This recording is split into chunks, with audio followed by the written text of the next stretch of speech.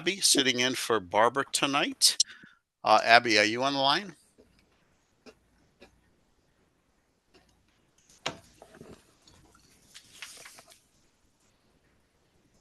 I know the folks from TSKP were having difficulties logging in as well as a couple of minutes ago. Okay. All right, so I'll take roll call if you guys don't mind, and I'll let Abby know, and then we can go from there. Michael says they'll need to be promoted. They are in the audience. Okay, that would be for Paul to do then, right? Yes. Okay. All right, hold on a second. Paul. All right, I'll send an email to Bill so we can get that. Meanwhile, let's take roll call. Andrew Lubin.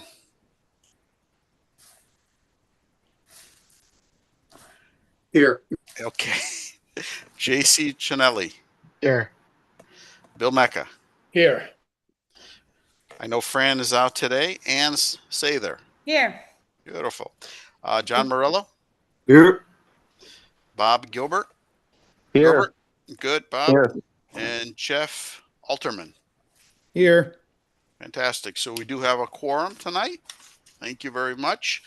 I'd like somebody to make a motion to approve the minutes from our meeting on September 2nd. So moved. Second. Who is that? Bob with the motion. Bob. Andy. And who's second? Andy. Andy. Okay. Any discussion? Okay. All in favor, please say aye. Aye. Aye. Opposed? Abstentions? Abstention, Motion- JC. JC. Mention okay. Ann. I wasn't there. JC and abstain. Okay. I think the motion carries. Thank you very much. Is there any public comment tonight? Okay, hearing none. Next item on the agenda is review and approval of invoices. Jack, do you want to cover this? We have no invoices to present tonight.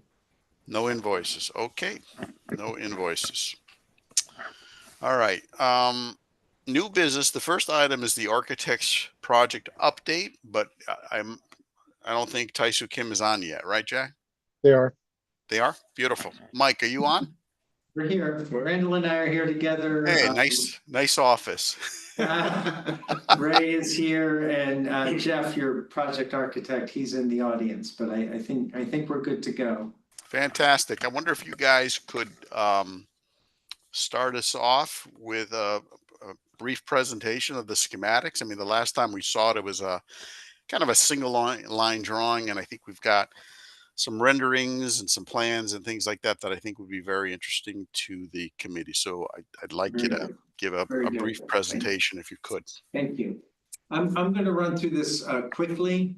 I'm happy to pause at any time to add additional detail or clarification, or at the end to double back, but just feel free to shout out as I go if you have questions, and we can delve in more detail. Otherwise, hopefully I can hold to your brief mandate. So just real quick, everyone, good evening. First, I'm just going to update you on the site plan and the floor plans, and then we'll get to some stuff that I don't think we've really been able to share with you or the public until now, which are the elevations and massing of this, and then show you some of the nature of the interior spaces. Just so you know, last month we submitted pricing documents to both Bismarck and PM&C, and we've been going back and forth with clarifying scope. I'll let the owners reps and the CMs take that portion of it, and I'll just focus on the design of where we are right now at the end of SD. So hopefully this site plan looks very familiar to you. You can see the ghostly outline of the existing Hillcrest Middle School, and this is the campus as we see it in its final form, where the entrance to Daniels Farm Road remains unchanged. There's 2 traffic loops that access the school, which is built upon the pit, Field 8 right now. It's a 3-story building on top of the pit with a 1-story diving board that comes out of the middle level that more or less aligns with the existing floor elevation of the gym and natatorium back here. So this portion of the building is a 1-story building that sits more or less, will be made to sit more or less on grade. And then as the building extends south and grade falls away, it introduces a lower level and then an upper level for classrooms. There's a loop for bus drop-off, pickup and drop-off. There's a loop for car pickup and drop-off. By moving all of this further back on the site, we greatly increase the queuing depth for both of these operations. That should help take some of the curse off of the traffic crossings you currently have here when the buses and cars are all trying to converge together. Once the building is all the existing building is down and the campus is all complete, there will be at least 1 new athletic field to replace this one. And we are tracking a potential additional athletic field, potential additional athletic courts, and additional supplemental parking to help replace some of the high school parking that we would end up taking offline in this area. Nice thing about these as alternates is, we can bid them initially and tie them down their value in the GMP, but you won't really have to commit to expending this money until the new building is completely built and you're pretty far along on the abatement and demolition of this building. So you'll really have a sense of where you are with your contingencies and should be in a pretty comfortable position if you decide to add these to the project. There's a emergency access road that comes around the building. We're building out the service yard and back so that emergency vehicles can turn around back here, and that there's a area of muster for the students that have to egress and gather here. We're also looking at an alternate that would improve the vehicular access off the public right-of-way here. This field will be returned to athletic use by the end of the project. Varsity softball field, I think, remains pretty much intact. Field 9 will have to do some work on its turf, and we're working with the athletic director to make sure that we're conscientious of, as we can be, of what fields we take offline when through the process. First floor plan, the main level floor plan should look as it is when we last discussed it with you. There is one entrance to this new school that brings together both the bus traffic and the car traffic into a single entrance. Adjacent to that entrance is a consolidated administration and guidance suite up front. So there's good eyes on the street here for the comings and goings of the school. This 1-story band is populated with all of the general purpose educational spaces. In other words, the rooms that all 3 grades will use over the course of their academic day or academic week. So it's the gym and the auxiliary gym, black box theater, the kitchen and cafeteria, the music spaces, the unified art space, and the planetarium. Here we pulled the planetarium out in front. So it's more of a discrete element within the flow of the school as its own exterior entranceway, so that after hours, or in fact during school hours, a non-Hillcrest population can discreetly access the planetarium without having to mess up the comings and goings of the school in general. As you come out of that 1-story wing, you enter grade falls away from you. So there's a story of building below you and a story of building above you. And here we're looking at a typical configuration of, say, the 7th grade, which is the two teams or houses of the 7th grade with their shared assets of the fixed classrooms or science rooms, as well as some of their supplemental special ed resources here. Real quickly, the lower level would be probably just grade 6. Again, organized in its 2 teams. Also here is the Library Media Center, which sits on the 1st floor. That's a double height space and comes out into the courtyard created between these 2 wings. And then on the 3rd floor would probably be the 8th grade, where again, we have a similar arrangement of their 2 grade wings here. This is the front entrance of the school. You can see the large 1-story bar of the big assembly spaces. So we have the auxiliary gym here, the main gymnasium here, that sort of entrance lobby between the gym and the black box theater here. As the roof falls, that's where the kitchen is. And then that's the cafeteria that opens out to the east to the fields beyond. You can see as we pull the planetarium out of the center of the building, it becomes more of a formal element with its own discrete entrance. But this is the central gathering area for all students to come and go. Visitors during school hours will all come and go out of here under the watchful eye of the administration wing, which is right here. Moving around this corner to the east of the building, you can see the planetarium here. The loading dock. This is the seating for the cafeteria, looking out over the field 9 beyond. This is the music spaces here. We've done a little bit of trick here with the grades. I'll discuss what happens in more detail as we go from a 1-story building to a 3-story building. Right now we're tucking mechanical spaces in here, but then you see the major classroom wings here. These are 3 stories, 6th, 7th, and 8th. Team 1, purple team, gold team. These are the flex spaces between them. That's a shared asset between each of the teams. And the 1-story connector bridge that pulls all of this together. Moving around to the south entrance. So this is what the building would look like from the service courtyard that currently exists at the far southern extent of the campus. You're looking at 1 entire grade wing here, 6th, 7th, and 8th. These are the typical classrooms that are looking out. There's a breakout space, gathering space at the end of each of the classroom wings that looks out to the down to the sound beyond downtown Trumbull and Bridgeport beyond. That's the other wing sort of tucked in behind. So there's a courtyard between here. This is the music wing here. And this is how the grade really steps down between coming around the cafeteria here.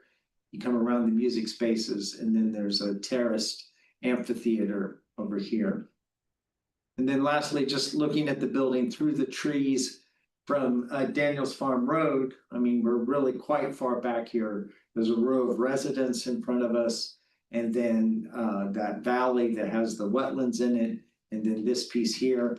But you see the administration wing, the aux gym, this athletic support space, and then a berm that steps down to the grades 6th, 7th, and 8th.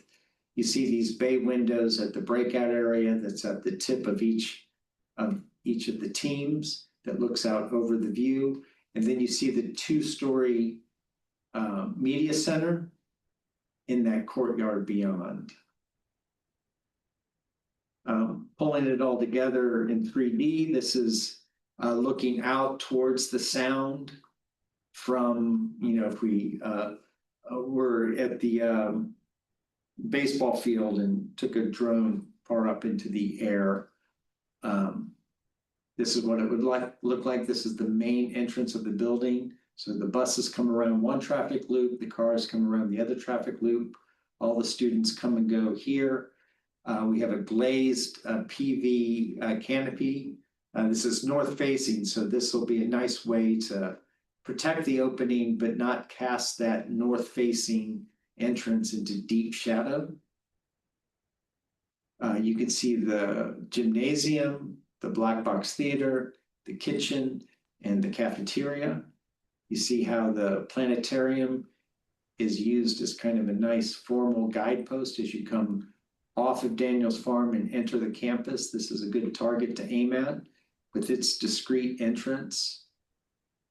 And then you see the classroom wings beyond and how those building shapes mass up almost like the hills beyond. Michael, this is Andy. At one point, and I don't remember who raised it, although I think you thought it was a good idea to have awnings on the entrance to the school to protect against elements, rain, snow, when we're dropping kids off. Is that still intended to be part of the design? We could price those as discrete elements with design development. We did not include that pricing as part of the schematic design. But those, just like the current west facade of Hillcrest has that canopy that's pulled off of the building, we could look at something like that along this sidewalk and this sidewalk here. There's a pretty significant gathering spot here for students to queue. And of course, you can take your car riders and your bus riders and discreetly group them if you want at either in one location or at two locations between the gym and the cafeteria. I see John Morello has his hand up. Yes. Have you guys looked into elevators, number of elevators, or service elevators yet, or is that too early? We have a single elevator that's in this location here, centrally located in the plan that connects all 3 floors. It would be sized for both freight and passengers right now. Could you just go to the plan, Mike, if you don't mind, and just show the committee where that sits? Absolutely. So here's the elevator here. I think everyone can see my cursor, correct? Okay. Jeff, you have a question? Yeah, bouncing off what Andy said, like the cover in the front, we don't need necessarily anything enormous, but can there be, I'd mentioned this in a previous meeting, at least one small little area with a cover for when the staff is out there doing bus duty in the morning and the afternoon, somewhere that's in proximity to have a good view on the kids getting on and off the bus, like the size of like, you know, a bus stop in a city, something like that, but just a small area that has coverage closer to where the kids are getting on and off. Like if we're standing under the canopy there, I feel like we're going to be a little too far away from having a good view on the kids getting on and off the bus. So like I said, it doesn't have to be the whole sidewalk covered, but can we get like one space where there's a cover so staff have some protection from the elements? Yeah, we can, again, those are items that we can develop and discreetly price as part of design development. Thank you. Hey, John, did you have another question? No, I'm sorry. I didn't lower my hand, but I think we should possibly get 2 elevators if possible, because we have a lot of issues with elevators. And if one goes down, we're going to be in trouble.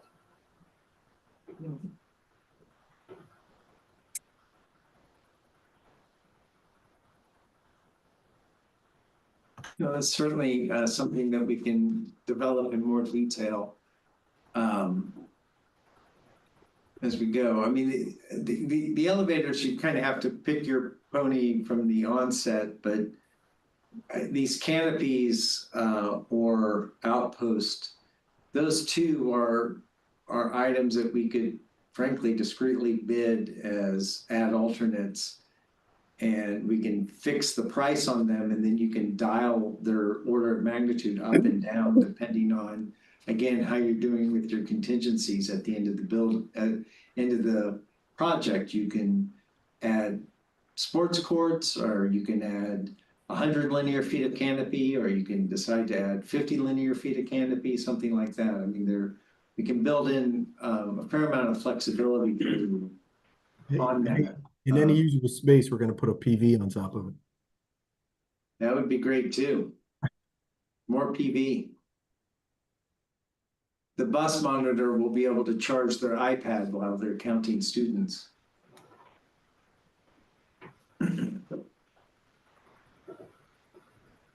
I'm gonna return to the 3D here, and I'm just gonna go a quarter of the way around the building here. So now I'm hovering above the stump field in a drone, and I'm looking at the 3-story classroom wings. That's the ag school beyond. The building is hiding the parking lots that are in front of the school, but you can see the 2 fields that are added here and here right now. I'm sorry, the 2 fields that are added here and here. It was off by field width. But what you're looking at here is the cafeteria seating that overlooks the sports fields, the music spaces, faculty dining happens to be right here as well. And then there's this, as we have to, right now, as you move along the edge of the pit field, you're coming down pretty rapidly down to the elevation of the pit and the service yard. So there's a diminishing berm here that starts about 14 feet high and goes to 0 by the time you're down to the end of the pit. So we're using that gradient here, crossway, to integrate amphitheater seating or an outdoor classroom here. 3-story classroom wings with the shared flex classroom between them. So these are the science rooms stacked up, and then the shared flex room. And this is that 1-story connector that moves across between the 1-story communal spaces to the separate and more discrete grades and their individual teams.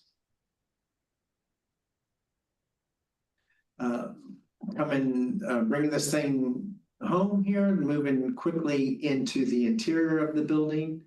Here we're right in that 1-story connector. We've left the communal space. This is the music wing here. I'm looking east towards the stump field, and this is the amphitheater that goes down to the floor below here. And then if I'm a student, I'm headed into my individual grade in my classes. I can see a big open stair that gets me down to grade 6 or up to grade 8. This is the science room here. There's another science room beyond. And then that flex space is kind of in that inset right here between the 2 of them. And then moving a little further into this space, now I'm at that big communicating stair between grade 6, 7, and 8. And I'm looking down into the 2-story media center, and then out to the courtyard that sits between the 2 classroom wings. And then Daniels Farm Road is out beyond. This is the entrance to, say, 7th grade gold team right here. This is the science classroom, and then the shared classroom, the flex classroom, would be out here.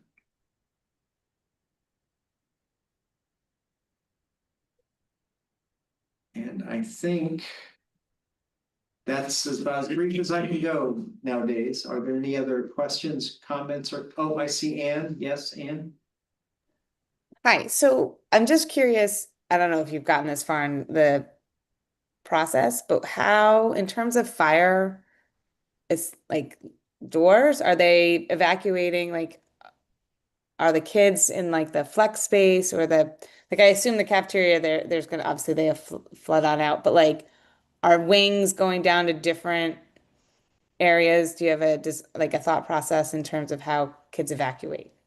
Yeah, each of the classroom wings terminate with a full egress stair. The Okay. kids can then come out and get down to their muster point down here. Getting in this open stair right now, we may not end up needing it for egress, to be honest with you. I think this will just be an ornamental stair. We are considering putting a actual firewall right here so that this is a 1-story structure and this is a 3-story structure. So occupants can, kids can egress this way if they need to, and essentially find their way into a different building of a different fire type. So we've gone pretty far with just the general grouping of it. We've had a few meetings with your fire marshal.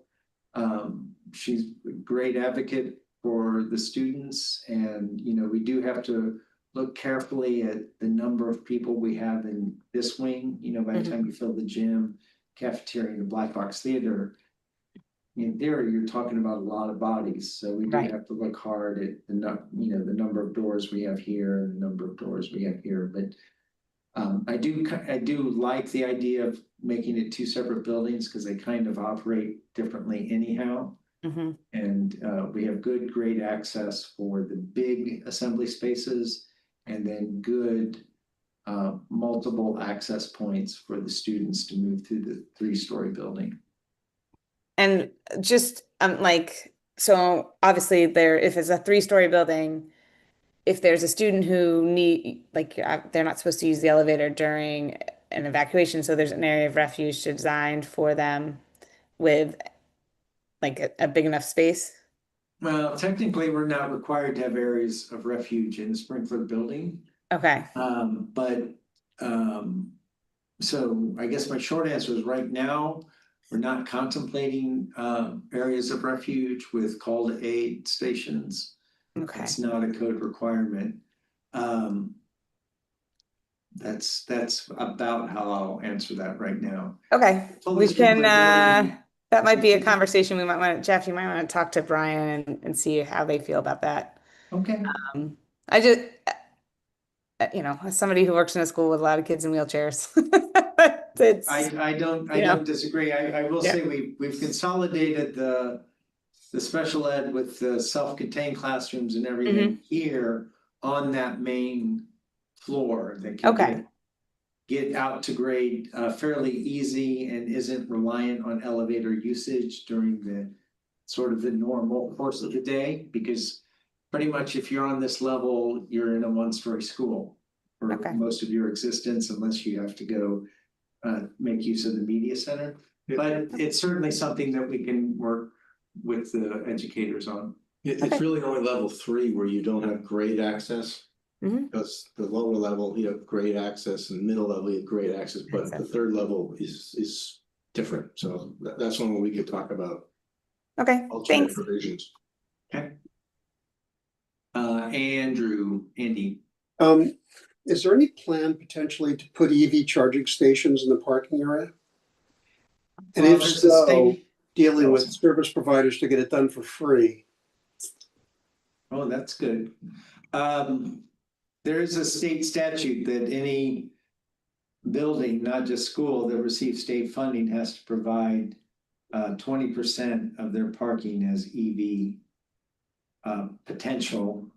That we've had some luck in the past providing just infrastructure to 20% and providing a number of chargers that more closely matches a school population's current demography. For instance, I don't suspect 20% of your faculty, even by the time we cut the ribbon on this building, will be in a fully electric vehicle. But we do at a minimum have to provide infrastructure out to 20% of the spaces, which is in a school this size is well over 20 spaces. I mean, it's a considerable number.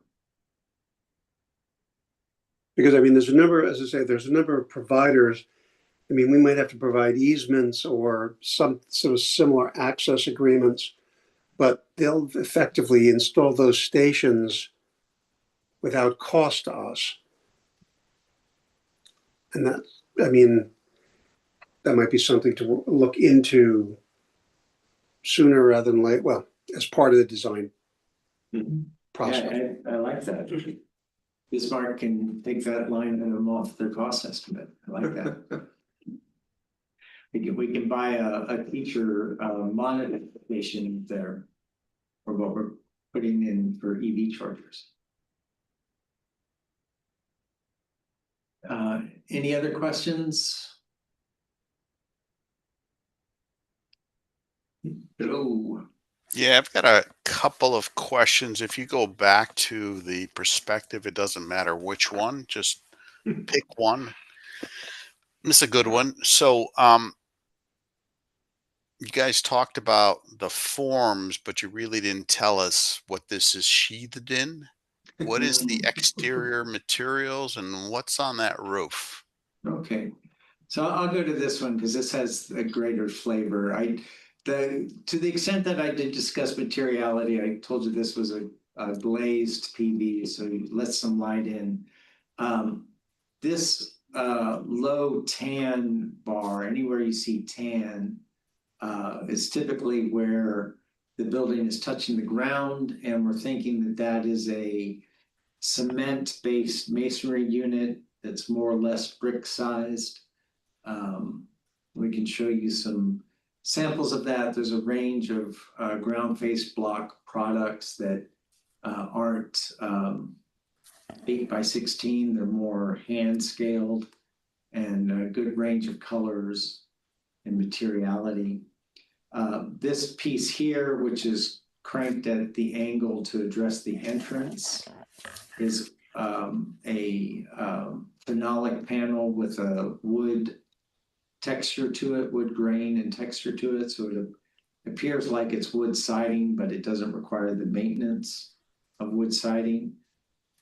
This is also similar to the masonry as a rain screen product. So there's a full cavity to keep moisture out of the building before the wall gets saturated.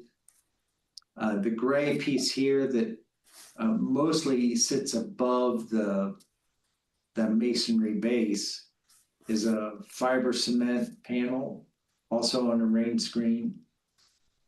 So these 3-story wings, the top 2 stories are a fiber cement rain screen with a masonry base. The low slope roofs that appear flat are EPDM or TPO. I think we priced it as EPDM. And then the pitched roofs, and in fact the body of the planetarium, we had priced as a zinc like standing seam roof material, cladding material, which has a lot of texture, a lot of longevity. But when we review the pricing, you'll see that what we're looking at now is probably a painted aluminum or a mill finished aluminum rather than the zinc. We can save considerable material cost with that. And in reality, a great deal of these, if, you know, when we're done with this, we'll have PV panels over it anyhow. Speaking of the roof, I don't see any indication of mechanicals. Are those slung underneath those pitched portions of the roof? Is that the intent? Yeah, Yeah, I mean, the DOAS units, one location will be behind the front block. If you go to the other view. Yes. Yeah, so all along that roof in there, we'll have some DOAS units that feed both the front block and potentially the blocks in the back. And then you're right in that there's also a fair amount of volume under the roofs, certainly under the peaks. So there's also an opportunity, depending on, you know, the MEP system selection, we may avail ourselves of that space as well. Mm-hmm. And also on the roof, I'm curious to the geometry of your 3-story section. What's going on with those roof forms? You're referring to like the angle? Yeah, there's something funky going on with the angle and the relationship of the mass below. Can you just explain to the committee what's going on there? Yeah. The roof itself is orthogonal, but because that wall, the east wall of the classroom blocks is on an angle, when you cut the slope on an angle, you end up with a sloping eve line. So that's what you're seeing, is that straight thing cut on an angle creates that eve that slopes. Okay, yeah, so if you picture taking this roof here, which pitches this way and pitches this way, and if I picked it up and sat it over this volume and then trimmed that edge to that angle, it would just be a diminishing piece. so the pitch doesn't go in the short direction. It's not a gable. It's similar to the big roof above it. It's exactly the same as the big roof. Yep. Okay. Okay. All right. Or the site plan, does it show? No, it doesn't. No, Okay. no. Okay. No, thank you. Anybody else have any more questions for the design team tonight? No? Okay, guys, you guys have anything else you want to present tonight? No, it's other people's show tonight. Thank you very much. Okay. All right. All right. If there's no more questions or comments to about the design, let's move over to Arcadis and Jack Butkus and Robert. You guys want to pick up where those guys left off?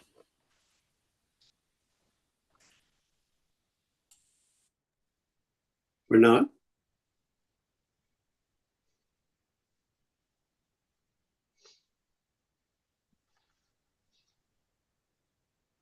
Forgot to hit my microphone button there you before I go. started sharing. So sorry about that delay. Sorry about that delay. Now I've got to explain myself here. What we'd like to present is, the bottom line up front regarding the schematic design estimates and the reconciliation effort. As Michael mentioned, both Bismarck and the estimator that works for the design team, PM&C, provided full schematic design estimates. We spent some considerable hours reviewing on a line item basis the quantities, the unit costs, where individual items were located. You carried it here, I carried it there, confirmed that everyone was understanding the project consistently. After doing so, there were still a couple areas that were points for future discussion. But the Bismarck estimate came across the table at $126,754,109. PM&C $126,610 $918. So a variance of $143,000, which against our target GMP number of 118.2 is 0.1%. I'd say that that's an obvious victory. So there are many times where we don't get the gap between the estimates, even through a reconciliation conversation, to be this tight. So I think we're all understanding the project similarly. One note over here, the asterisk. Right now, PM&C says that the unit costs that they were using includes escalation throughout the construction period, and all we need to consider is escalation, inflation from today to the day we bid. Bismarck had inferred that there should be more markup. We reconciled it to a number that we could then be apples to apples between the two.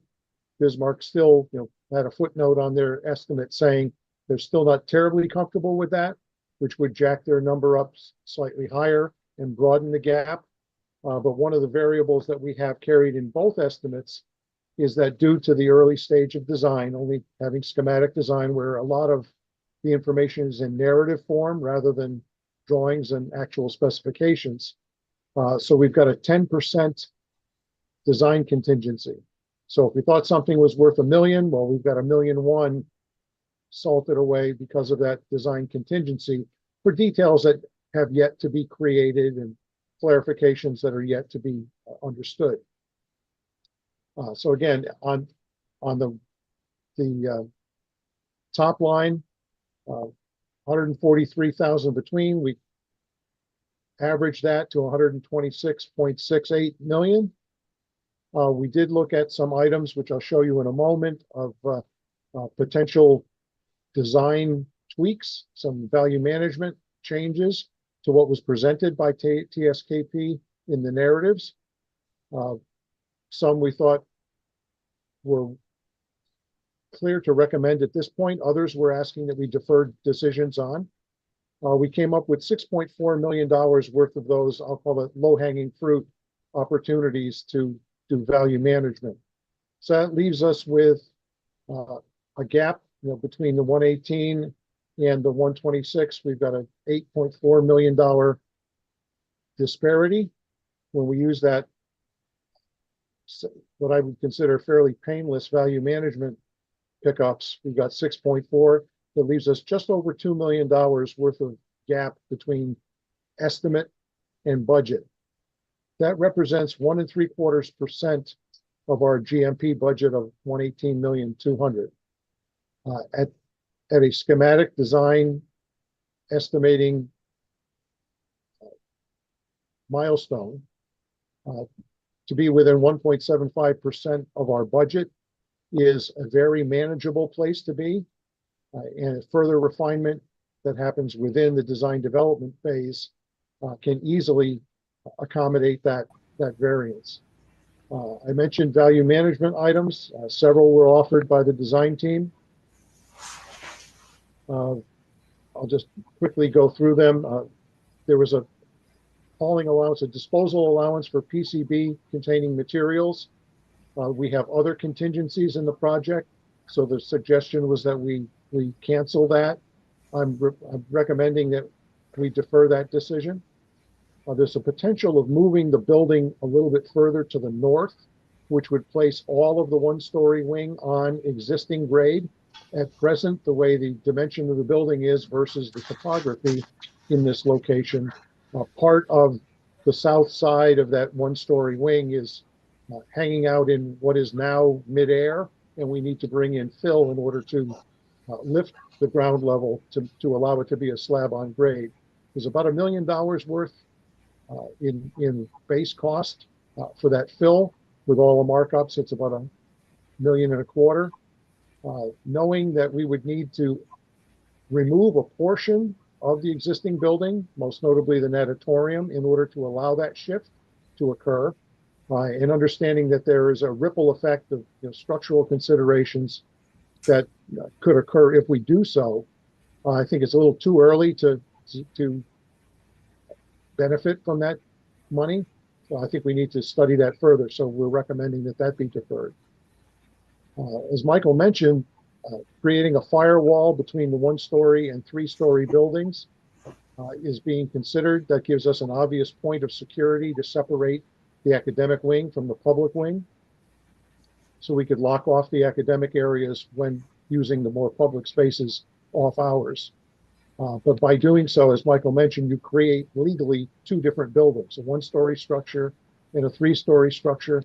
That would allow us to eliminate spray-on fireproofing on the steel, which with markups is a bit over $400,000 net cost after we build the firewall.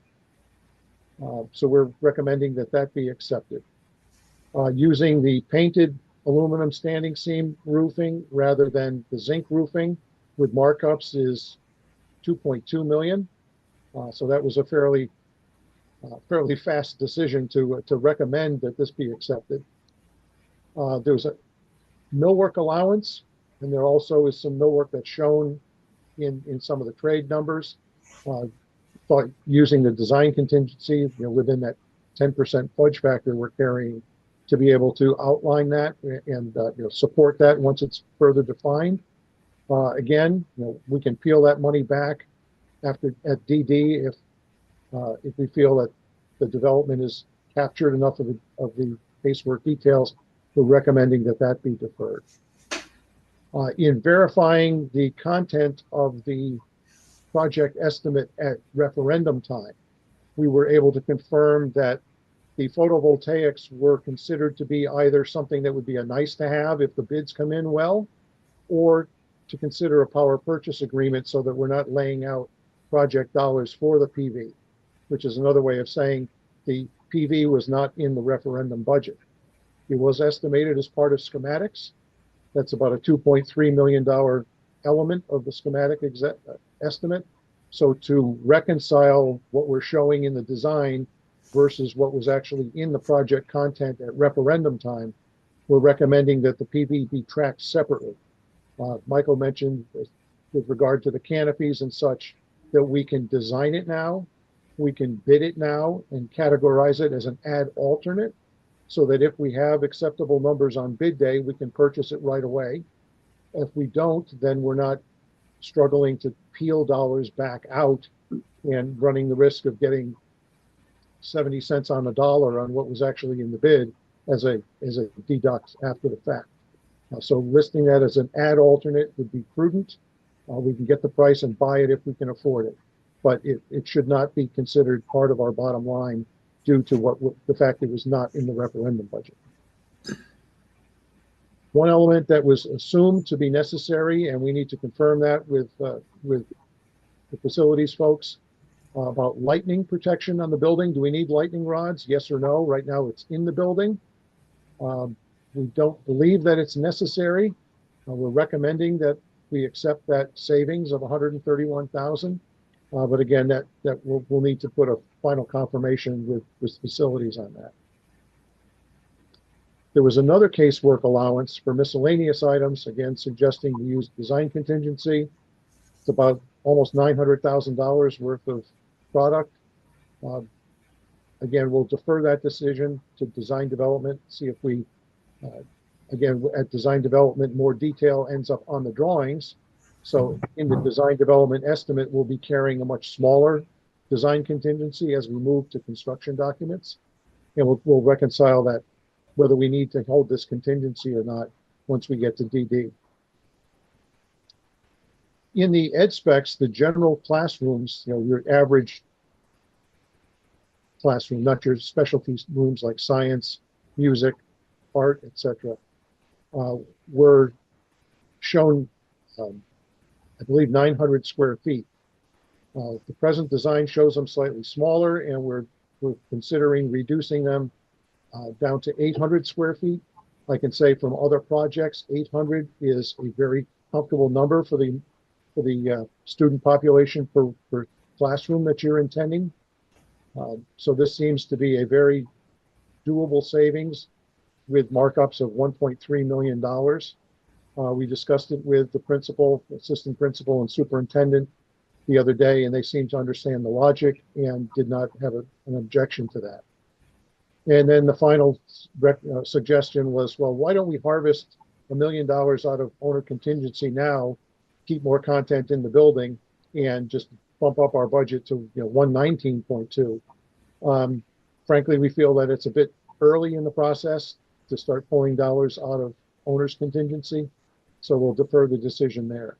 So that's how we came up with a recommended level of acceptance of VM items that totals 6.4 million. That was then plugged into this reconciliation shown here. So again, with a gap, a budget gap of 2 million, that sounds like a big number. As a percentage of 118 million, that's less than 2%. And as I mentioned before, very manageable for us to keep our eyes open for efficiencies as we move into design development. So Arcadis's recommendation at this time is that we accept the schematic design and accept the schematic estimate as fulfilling the expectations of a schematic phase and allow the design team to move forward into design development. If anyone's interested in details, I do have the summary sheets from both of the estimators available. if we wanted to look at any particular detail. But the bottom line numbers are the important numbers, and we've already covered those up above.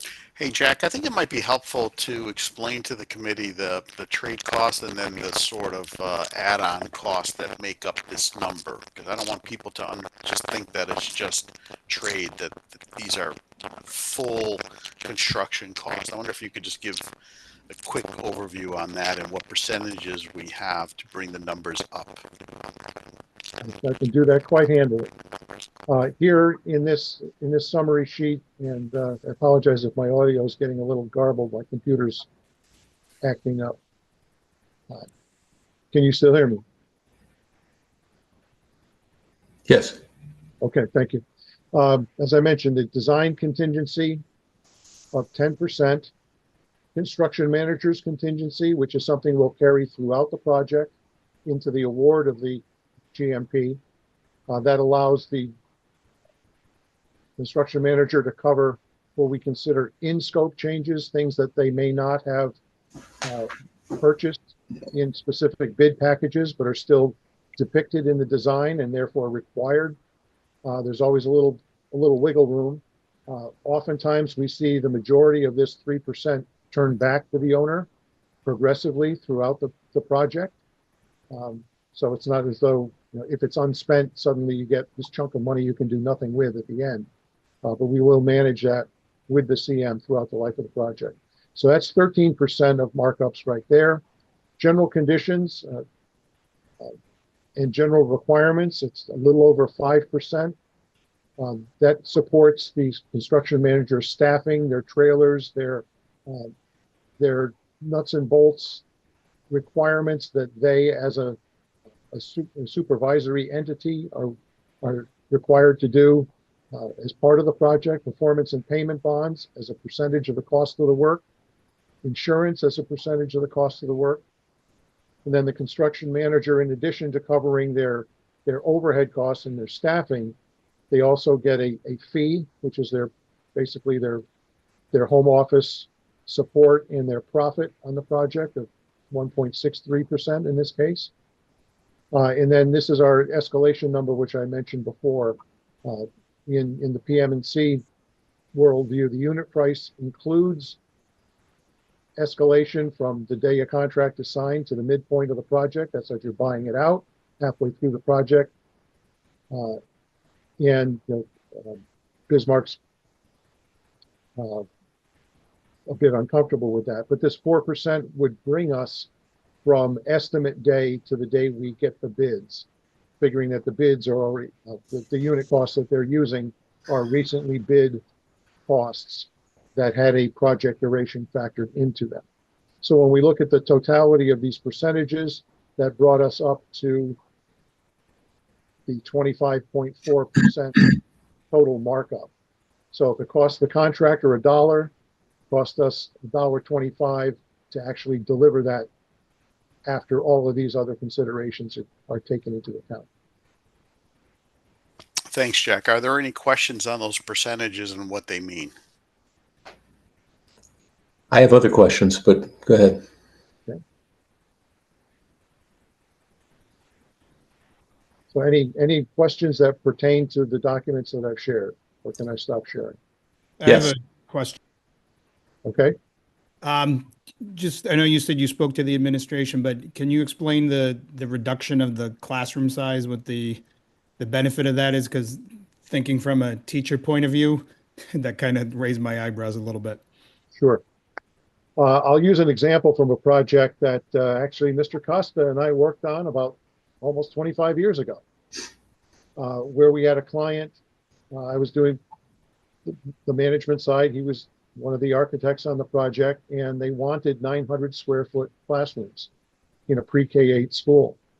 And then the individual from the school district who was responsible for scheduling looked at the abundant space of 900 square foot classrooms and said, oh, I can put, insert number here, number of students into each of those classrooms.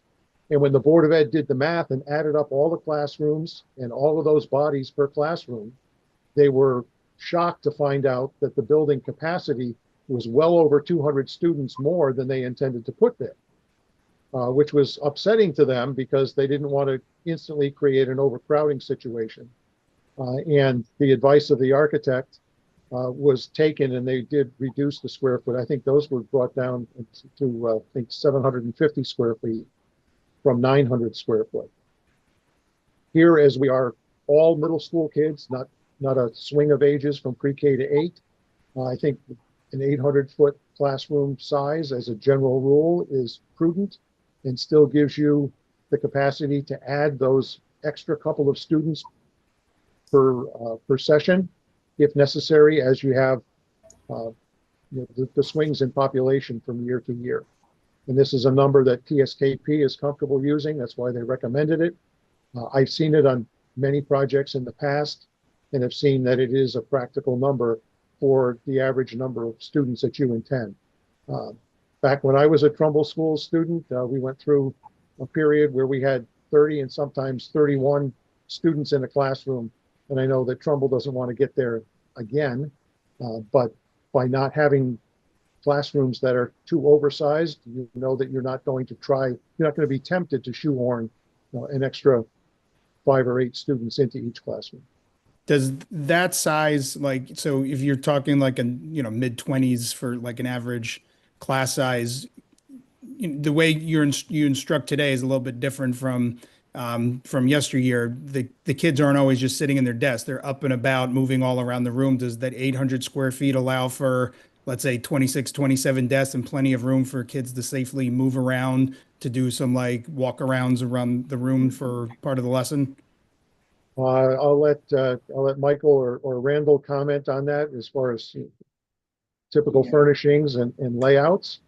Sure, Jeff, we can prove this out a little better with actual furniture layouts. The existing Hillcrest is about 7 to 720 square feet per classroom. You may recall earlier in the summer, Randall did a presentation where he benchmarked the ed spec against not only the state standard, but our recent experience. And we had identified the 900 square foot classroom metric as something that we'd want to revisit with them, just because it is outsized compared to our recent middle school experience, which does incorporate 21st century learning modalities, mobile or multiple teaching walls, group work, individual work, and a more conventional seminar or lecture style. Okay, thank you. We'll show you how good the classrooms can be. Any other questions? Yes, Jack. This is Jim Nugent. I have a question. Sure. Sure. On your value management schedule there, the photovoltaic item was a large deduction. If I understand it correctly, what you're talking about here is not purchasing it up front if there is not enough money, but you would in effect then be leasing the PVs, right? Well, that is one way to get PV on the building. What we're hoping for, especially with the healthy design contingency that we have at present, is that by the time we get to bid day, bidding the PV as an add alternate to the project and having favorable bidding environment will allow us to purchase it as part of the basic project itself. It's always more prudent to price things as an add alternate than a deduct alternate in order to be able to manage the full value of that work. But it is our hope that by the time the design is refined through DD and CD and we get actual bids on the table, that we will be able to afford that. No, I understand. I understand. We just don't want to arbitrarily take $2 million out of other necessary elements of the building that are being driven by the program and the educational goals. If this is something that we can handle a little bit on the side. No, I get the approach logic there, but what I'm driving at, Are you suggesting there is a possibility of eliminating the PV totally if the cost is prohibitive, or is it a choice between leasing it or buying it? I don't think anyone's expectations are that the building would not have PV in any Right. circumstance. So the fallback is to do a power purchase agreement. I understand that those will probably be more difficult to arrange in the future with changes in the in the climate in Washington, as well as some increasing costs in the industry, for the equipment itself. But there's still a viable alternative to do a power purchase agreement if for some reason we can't afford it under the project itself. Okay. Of course, there is a cost to that option, right? It's not the net savings wouldn't be the number you have on this page if there was a power purchase. Well, you would, in fact, you would save every bit of this. Yeah. But then instead of getting, I'll call it free electricity, obviously we're paying off a bond, so nothing's free. You would be paying X cents per kilowatt hour to your third-party provider, which would still be less than paying United Illuminating. But yeah, that's different math on a different spreadsheet. For sure. Right. Okay. Sure. That clarifies it for me. Yeah, Jack, I'm sorry. My internet would try to go to bed early tonight, so I had to wake it up again. Apologize. I was about to ask a couple of questions about the base estimate, and one of them had to do with the geothermal well fields. Is that included in this $126 million number? Yes, it is. In fact, I'll scroll down to the PMC estimate. They showed Bismarck may have had, it was easier for me to read here, alternates that they priced so that we could look at the various HVAC options. Again, ground source heat pumps with chill beams, four pipe fan coils, or an air source heat pumps with fan coils. And this huge deduction of over $3 million shows that if you're using the air source heat pumps, you don't need a well field. And that's where a lot of that $3 million comes from. But yes, the preferred HVAC option, which of course requires a well field, is in the base bid. Okay. And the demolition of the existing building is also in that number? Demolition, abatement, disposal costs, all in the base bid. Okay. Okay.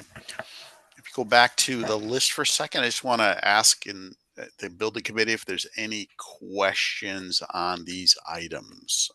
Jim, I see you have your hand up. Is that left over from earlier? Yeah, it is. I'll delete that. Okay.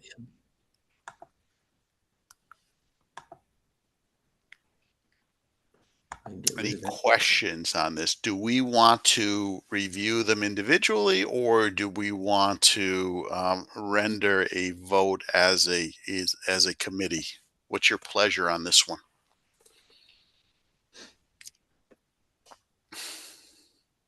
Andy?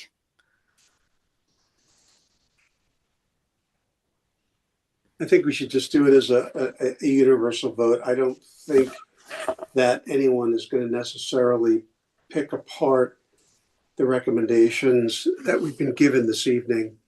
And I think to perhaps save some time, unless people want to do it, I think we should just do it as one universal vote. Okay. Anybody else have an opinion on that? I'm just, in terms of procedure, if we do, like, we're just doing the ones that we're accept, like how Arcadis has put this forward. So we're deferring some decisions and we're accepting some tonight as a whole. Yeah, I think so, Okay. Ann. I think, we basically want to follow the team's recommendations as outlined on the sheet for now. We'll have more time for some of these, obviously, as the design gets developed, and of course there'll be another estimate a little bit further down the road. I'll move to accept the recommendations as proposed. Okay, thank you, JC. Do I hear a second? I'll second Bill Mecca. Thank you, Bill. Any more discussions on these items? Just want to make a quick statement. The process that we're going through right now is not unusual. And oftentimes early on in a project of this size, you're going to have a discrepancy between the original budget and the first estimate. It's sort of what is anticipated. And these kinds of lists are totally usual. So there's nothing here that's unusual or things that I have not seen before many times. And I think that it's the right approach for now. And we've got a pretty good design. There's some refinements that obviously will have to be done as the plans and the sections and other parts of the building are developed. But I think we've got time to do that. So I would also recommend that we vote to support this recommendation. Are there any other comments that we want to make for the record? If not, I'd like to take a vote. All in favor, say aye. Aye. Aye. Aye. Aye. Okay. Any opposed? Any abstentions? So motion carries. Jack and Michael and Randall, you guys are okay to get going. Sound good? Sounds good. Yeah, Anything we're all else, good. Jack, for tonight on your presentation? That's all for me. Rob has been working with procurement on the RFP for commissioning agent. We've got a number of questions. Rob, you want to give us an update on where we stand with addenda? Yep. So, hello everybody. Addenda 1 was published last week with a couple questions from one of the firms. We're working on Addenda 2 with questions from 2 additional firms. So we're going back and forth with TSKP on some of those questions and what the intent is and what we need for the commissioning agent and their overall scope. Also, questions are coming in to help define the frequency of visits and the expectation through the life of the project. So once we come to a conclusion on that and the best practice, we will issue addenda 2. Okay, are there any questions on the commissioning agent RFP? As you know, it is due next week, the 23rd. And I think that Kevin will have those available probably around 3 or 3:30 on that day. I'd like all committee members to make sure to pick up your copy. I think we're getting paper copies, right, Robert? Yep, there will be 11 hard copies available and then a digital copy for our records. Okay. And the intent is to come back on the 30th, and I'll talk about that after the Bismarck report and give you some of my thoughts on that. Robert and Jack, is there anything else from Arcadis tonight? That's all. Okay. No updates on our budget or anything like that you guys have for tonight? No changes in the budget. Emily's been in touch with finance, but again, we'll be showing as bills start getting paid, we'll start tracking those expenses and show any movement. We're well off from any sort of drawdown against the grant from the state. So that's several months in the future for us. But for now, there's been no changes to the budget from what was approved a month or so ago by the committee. Jack, do you guys have a contract at this point? I believe everyone has their contracts, TSKP, Bismarck, and Arcadis. I know we do not yet have a purchase order. There was some revision to the paperwork necessary that we heard about earlier this week. So that should be in process now. I can't speak to Bismarck's purchase order yet. Okay, I'll ask Greg when we get him on the line. All right, thank you very much. Greg, do you want to give us a little update? I know you guys were busy with the estimating and participating in all the reconciliation meetings and putting the numbers together, and we thank you for that effort. I don't know if you have a Yeah, little well, presentation or something to add to that. we were busy over the past couple weeks putting that together. I hate to say, Jack's taking the wind out of the sail when he shows the numbers and puts everything together, but let me just pull up our piece real quick.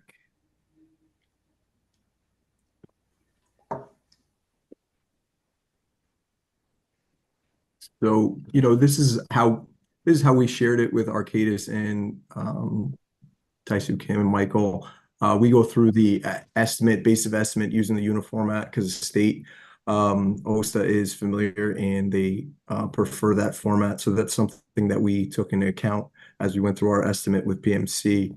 Currently, you can see these are the numbers we used. I could highlight it. Jack, like I said, has touched base on all of these.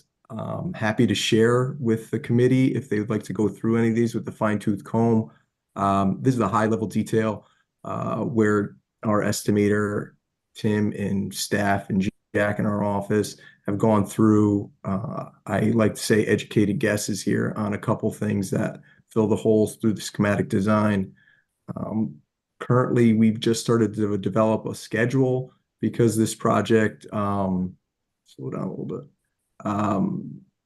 We know where the building is going to be placed. So what we're going to be working over the next month here is what fields will be down at what time during what schedule. So next meeting, you'll start to see that. And that helps Michael King in the Parks and Recs department to start to do their planning. One thing, Jack did mention is we carried 8% on our escalation. There's just a few unknowns out there that we were trying to keep as much conservative estimate as we could. One being we haven't had a test well for the geothermal yet. We've seen at times, at 500 feet, but it could easily be 750. So that's a little unknown. We're going to be stripping 5 feet of soil from the pit and any of the spaces that go into where the building is, and that soil hasn't been tested yet, so we don't know if that's going to be trucked off-site or if we could use it and what is in that. So that's the next piece to come. And the last one, I think, Jack, actually you already had it on your list, was the PCB stuff, but we'll get into that later on. But this is our detailed estimate. We're happy to share. We have a preliminary logistics plan we're going to be working on. Let's just start load.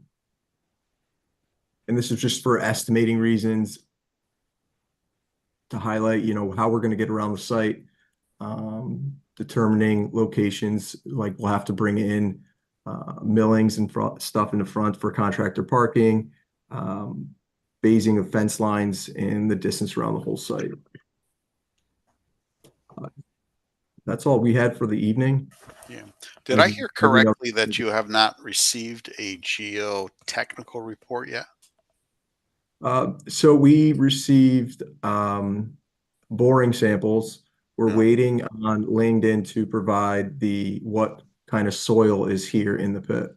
And then we're also going to be, I think, Michael, you guys have contracted a well.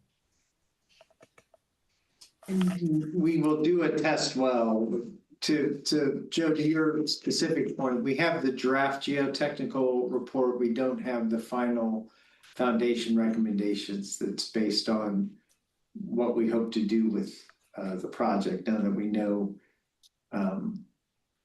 its design, they can give us a recommendation on the foundation and slab design. So when do you expect that from Langen? I would say by mid-October, we'll have that settled. We do want to spend some time investigating the efficacy of taking down the natatorium and pushing this building another 40 feet to the north. But we don't want to orphan that gym wall in doing so. So we can work back and forth there. Mm-hmm. Okay. Hey, Joe, can I jump in for a minute? Yeah. Yeah. Hey, so a large portion of the cost for the project is in the site work. Yeah, I saw that. It was over 11 million. Yep. And I think Michael had the right approach, and we do that on a lot of projects as far as at alternate pricing. And I'd highly recommend the fields up front falling into that category, because as we move forward and we find out different things, we have placeholders now in the estimate. Both teams have placeholders for the unknowns at the moment. But I think Jack had a list and he went over pretty much our suggestions for savings. But as we go through the next 2 or 3 weeks, we're going to really dissect pieces. But one thing I want to say, there really wasn't any scope creep. And in my mind, when I look at the building, I'm always thinking the best for the town. So I want to really be to the point where we're really able to see the building, what we could really do. Geometrically, the building has a lot of flair. Do we change the flair, the geometrics a little bit to save some dollars? Possibly. When we think about moving the building up and saving $1 million, of course, there's going to be work related to the demo out of phase, because we won't be phasing it all at once. It'll be a two-phase demo.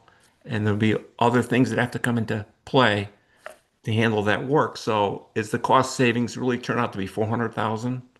Those are the kind of things we really got to look at, moving the building forward. But the site really plays a big piece we're placing this building, and we really need the information that we're waiting for in October. So that's why we had to highlight how we felt about the escalation cost. Yeah, I'm assuming the site costs are somewhat conservative at this point because of those unknowns. It is, to the point that we guesstimated at the geo wells, both teams, and we guesstimated a number for what it would be to haul the material out. We have other school projects now that we're even testing the topsoil, and the topsoil has to leave the site where we can't use it. So there's always a lot of unknowns until things really get tested out. Okay. Thanks, Greg. Are there any questions for the Bismarck team tonight from the building committee?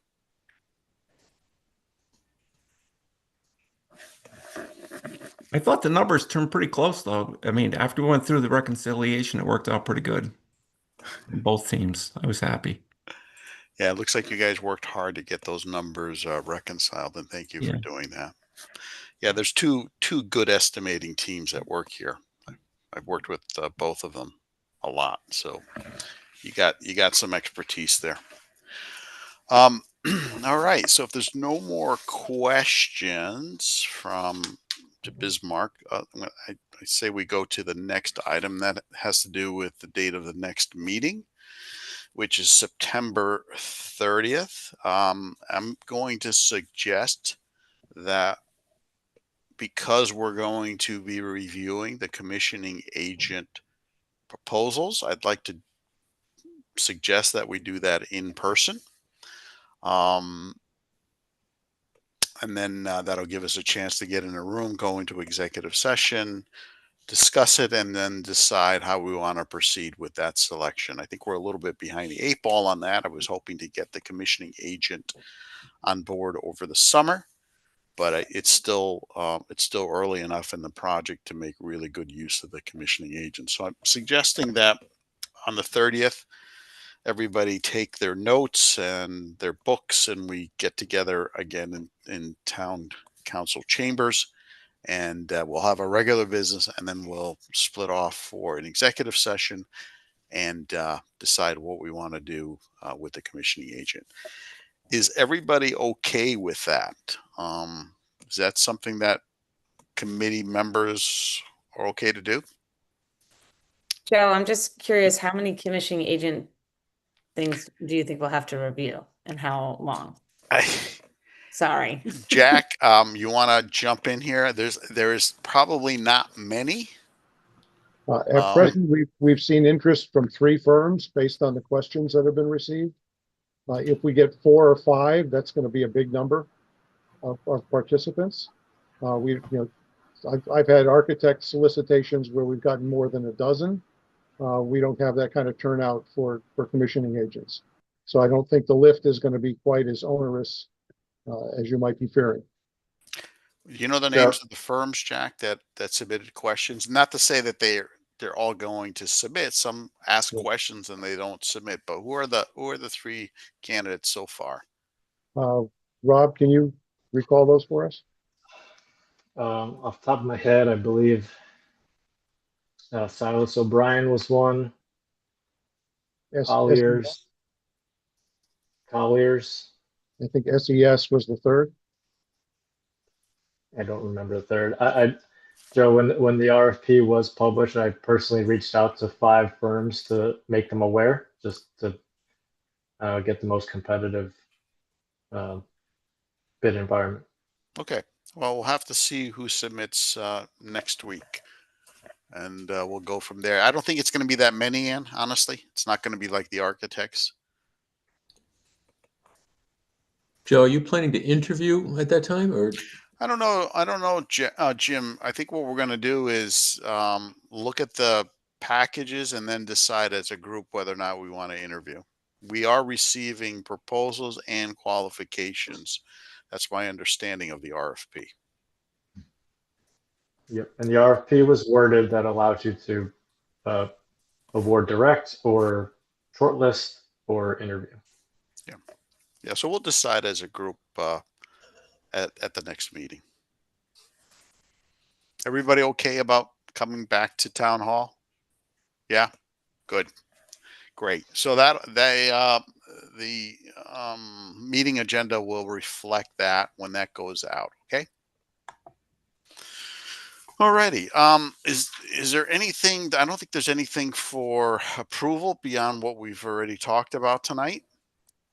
Right? Does anybody have anything else they want to bring to the full committee?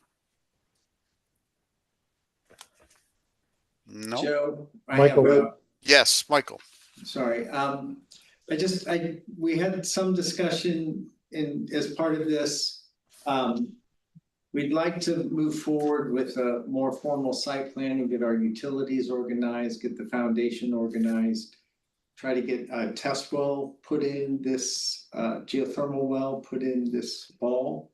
So it's fairly important that we move forward with a final decision on the mechanical systems, given that all except 3B were more expensive.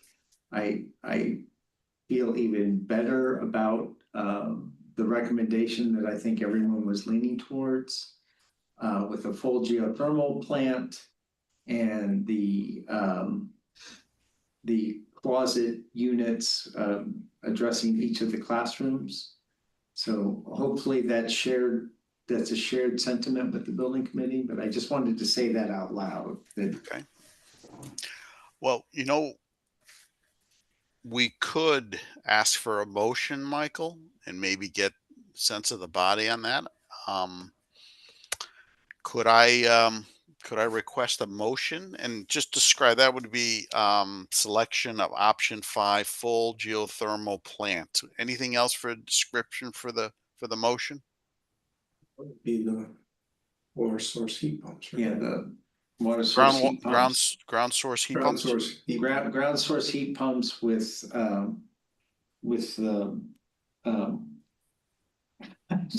it's just very late in the day. My words are failing me. I'm so sorry, Joe. I think my internet has froze up in my brain. Distributed. With the distributed units. Okay. Heat pumps, distributed heat pumps. Thanks, man. Thank you. Okay. It's a village here. Man. So, could I get a motion from one of the committee members and then we can have a little discussion? Quick question. Was that the one that was the most efficient one we were looking at? Yes, it was. Thank you. I think it was also recognized as, I want to say option 5. Just correct me if that's correct. That's correct, Joe. Okay. Can I just ask, I know that there was like a slide that like showed that very well, and I'm trying to refresh my recollection. Is that somewhere that we could see that really quick before we vote on that issue? Yeah, maybe Michael can bring that up. I think it came from your shop. Yes, in theory, if I can clear the smoke in my brain, yes, I can do that for us here. While he's looking for that, I see Jim's got a question as well as Rob. My recollection was that choice number 5 was a combination of both efficiency and cost. But other than a chart, and I'm not sure about the expertise of the other members on the committee, but frankly, my ability to make a decision on its efficacy for this building is limited. And I'm sort of tending to rely on Jack, who I think was also, as our consultant, in favor of that selection 5, Right. As the most efficient, both efficient cost and efficient for the project. Am I wrong, Jack? There are definitely efficiencies there. There we go. I know that John Morello had some concerns about the system versus comparisons to a more conventional system. Yep. And I see he's got his hand up, so maybe we hear from John. I just didn't know if it would be beneficial if we waited till we had a commissioning agent on board before we voted on a final decision for this. Michael, could we wait? The short answer is you're the client. The longer answer is we would like a decision on it. I mean, just distributing the units will occupy space in each classroom, so that will tie us to classroom sizes. It impacts the size of the geothermal field and therefore how we're bringing the other utilities to the building. So it is a complicated issue, but we can certainly revisit this next building committee meeting with you. And they won't have a commissioning agent next week. I know, but we can remind them that time is ticking, and we can. We will not be able to hit the DD milestone if we can't get this decision in the next couple of weeks. When you say DD milestone, DD is design development. And I think right now it's scheduled to go to the estimators at the end of this year.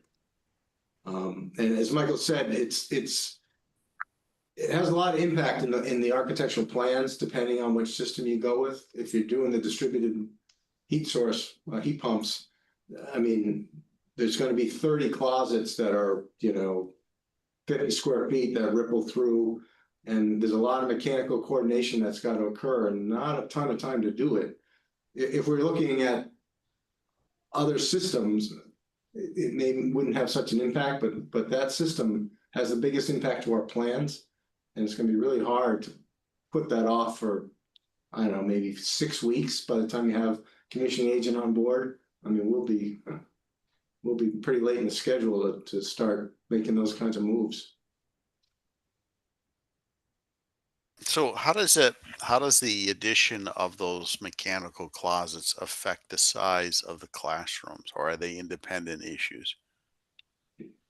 No, it will affect the size of the classrooms. So we all agreed to reduce them to 800 square feet. So it's going to be a combination of taking some space out of the classroom for the mechanical closets, which will not be 100 square feet. So whatever we don't take out from mechanical closets will translate to the exterior wall moving in to reduce the square footage more. So will the classroom settle up at 800 square feet? Yes. Okay. So you're not proposing nibbling away at the classroom size anymore. Correct. No, but we could take more square footage out if we weren't building little closets at every classroom. You see what I'm saying? Yeah, so the exterior, we can't even locate the exterior walls until we figure out what mechanical system we're doing. Yeah. Yeah, by the time we get the commissioning agent on board, it may be a month out before we can get that kind of advice. And I don't know if we have the luxury of time at this point. And I concur with that. And I mean, I think we've run the numbers pretty well together. And then we've confirmed it through two cost estimators that this is a pretty good balance between first and certainly life cycle cost for you. Okay, I'm going to ask again for a motion. I don't know if somebody wants to make a motion. We can continue our discussion after we get a second. I'll move that we accept item 5, which is the distributed water source heat pumps geothermal. Okay, is there a second? Second.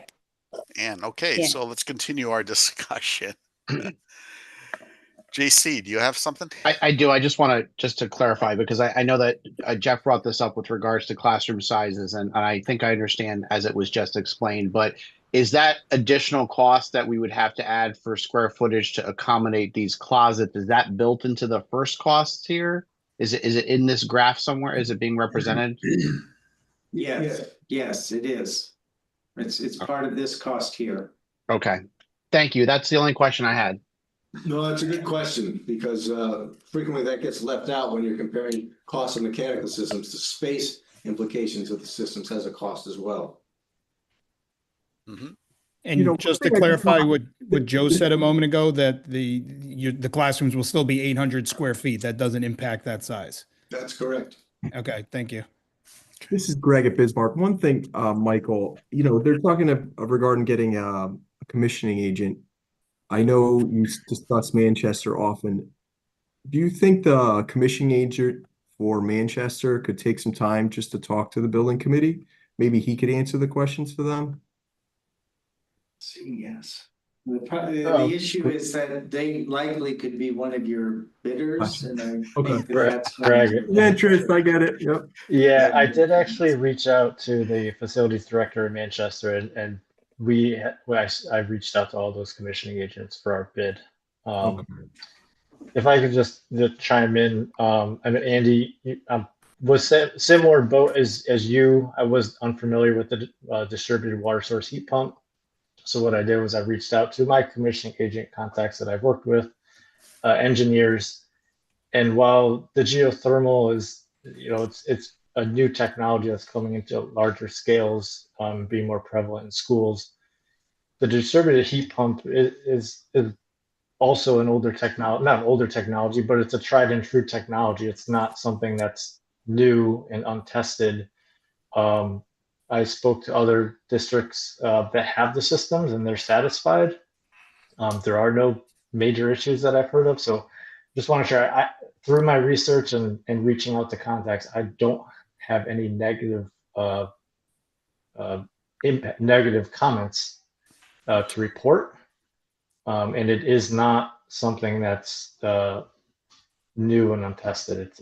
It's out there. West Hartford, Manchester, a few other towns have the same system. I just want to bring up one point, Joe, as Jim Nugent. I remember asking the architectural team about upfront cost and kind of the delta between what we're talking about here, option 5, versus the air source is approximately a $1 million swing, as I recall the math on it. So just to put that into perspective about our budgetary issues and upfront expense. Jim, as estimated, the deduct alternate identified by PM&C was about 3.8 million because you're eliminating the well field and it's different equipment. So there was a considerable upfront cost swing. Yeah, I mean, I'm talking about versus the air source heat pump. That is to go to the air source. Yeah. Certainly that's appreciated. I think we had a pretty good payback period, Jim, that that from an operational standpoint makes a big difference over many years this building will be in service.